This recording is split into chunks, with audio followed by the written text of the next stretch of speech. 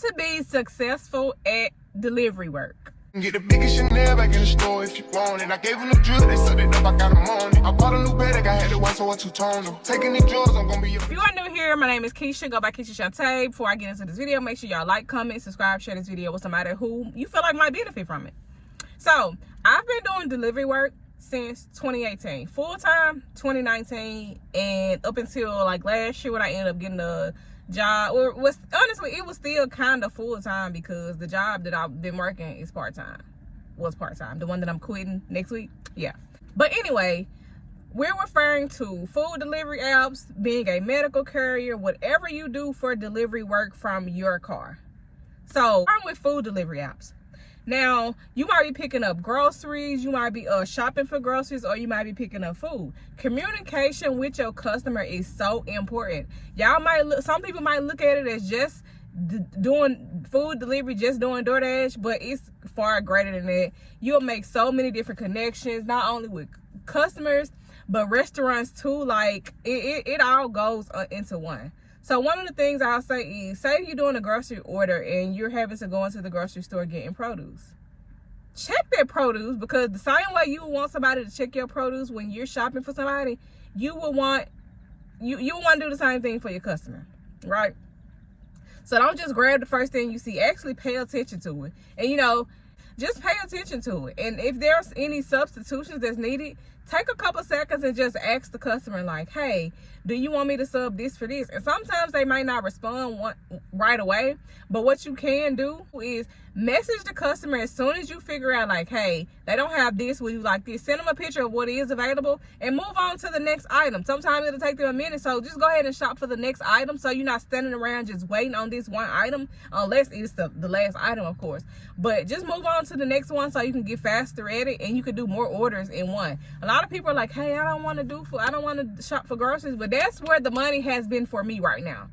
Shopping, doing grocery orders, but also it depends on the area that you are in. So another thing, you need to figure out the area. You test different locations. If you just not getting into it, but test different locations. Also, don't take forever with them people order. They'll rate you, send you a thumbs down or whatever. And sometimes, I know a lot of times when I come to a lot of the same places frequently, when I get to the customer, they're like, dang, that was fast. That was fast. Because, baby, I don't play. I know where everything is in a lot of the stores that I go to, because I go there very frequently now.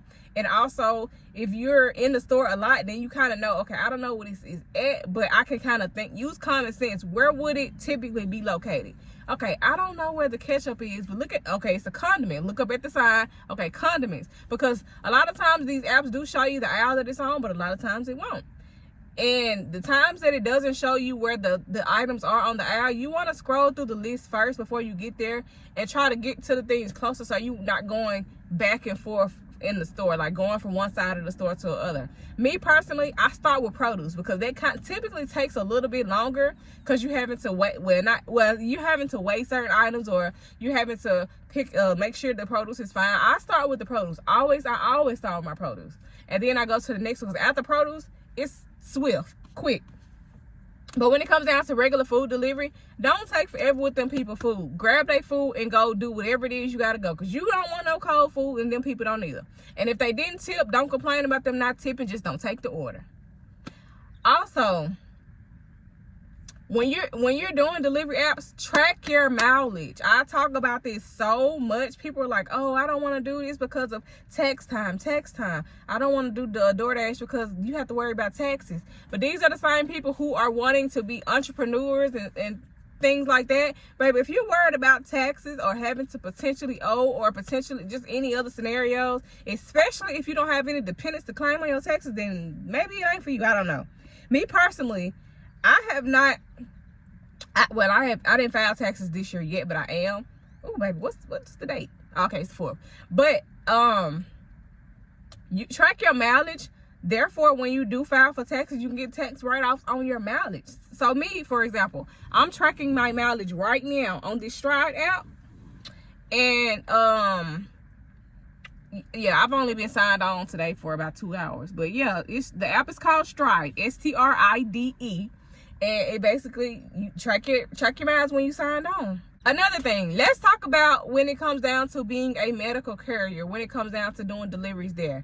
Now, honestly, I feel like I built a lot of connections with the people there also, because when I go in, like, they're having conversations, they might put me on to different leads. Like, your connections matter, especially your work ethic. It's a numbers game and it's a time game. The quicker you get from point A to point B, the quicker that you get, you know, the quicker that you pick up an order, the quicker that you drop off, the quicker that you can get to another order and make more money.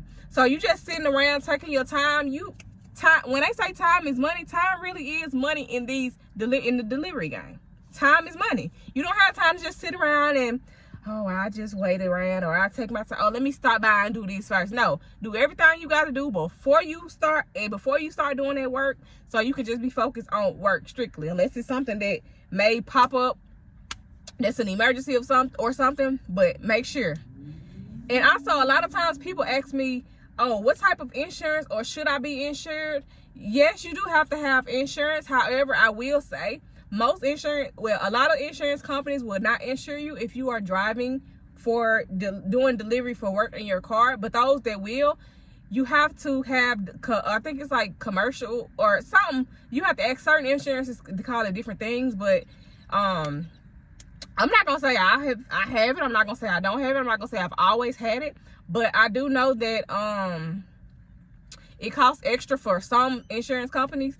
So just be mindful of that. But I highly do recommend you have some type of full coverage insurance if you're doing any type of delivery work, because you out on the road a lot. Your liability, the chances of you getting into a car accident goes up. So you want to make sure you're covered. I cannot tell you how many times I'm glad that I had insurance. I had roadside. I've never had an at fault, you know, since I've been out delivering. However, if in the case where the times that I did get hit, they didn't have insurance, I covered myself. The times when I caught flats, the times when my battery might have been dead, I called my insurance to send a tow, or well, not even a tow, but call my insurance to well, actually I have had a tow. But, you know, my insurance for roadside, I have roadside assistance. Some people have AAA, which is basically the same thing. But I have roadside on every insurance that I've ever had, because you never know.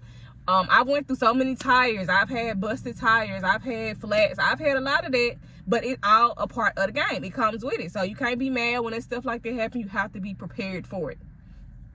But once you pay attention, once you understand that it's a numbers game, once you understand that time really is money, once you understand that your customer service, the way that you interact with people, you're not thinking of it as just, oh, it's just a little hustle. When you treat it like a business, you'll be very successful in it, and you'll make some money. Like, I don't speak a whole lot about a lot of different things when it comes down to the money side, because granted, it's not as good as it was before everybody got onto it, but you still can pay some bills with it. And I'm a living witness of it, because like I told y'all, the job that I've been working is a part-time, very part-time job, making $200-300 a week. Baby, my rent is $15, $50, somewhere around there. I have other bills, car note, all the other things. So I would not have been able to handle my business. I would not be able to provide for myself if it was just, you know, that bad. I'm gonna say that. You just have to figure out your areas. You got to find out what works for you and go from there. I did, and when it comes down to medical carrier, I did come out with a guide. I don't know when y'all will see this video, whoever is seeing it. I do have it on for $3, but probably a week after this video, I'm going back up to regular price when I put it on my website. So if you see this video and it has when it went back up, then I'm sorry. But that's about all I got for y'all right now. But I will do a part 2, better organized. But I said I was posting a video a day, and this was on my mind, so I had to get it out. I had to make my commitment, and I feel terrible right now. I'm cramping really, really bad, but I'm still out here grinding, making my money, and recording this content. And I got an order, so let me go.